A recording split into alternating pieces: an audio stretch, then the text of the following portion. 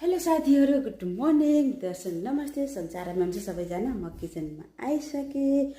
अब म चिया नास्ता खान पर्यो है कि नै साथीहरूलाई भन्नु त। म किचनमा आइसकेको छु। अब खाना चिया बनाउँछु म पहिला सुरु। चिया बनाएपछि अनि म तपाईँहरूलाई चिया नास्ता खाएर म देखाउँछु साथीहरू है। त्यसको लागि मैले लिन पर्यो साथीहरू। अदुवा हालेर चिया खानु पर्यो कि आज।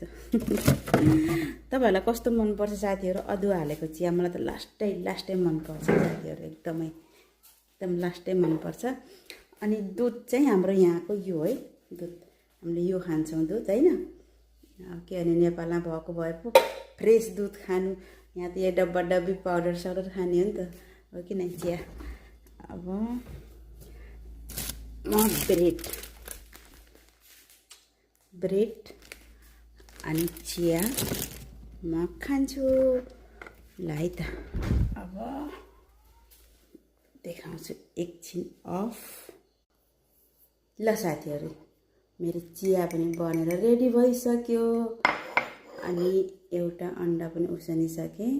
अनि ब्रेड, ब्राउन कलरको ब्रेड, यसलाई मलाई हल्का टोस्टरमा गरम गरेको। अब म चिया नास्ता खान्छु अनि बल्ल म घरको काम गर्ने है। ल तपाईँहरू के गर्नुभएको कमेन्ट गर्नु होला। अनि मलाई सब्सक्राइब हो कि फलो गर्नु होला है ल। ल बाई बाई।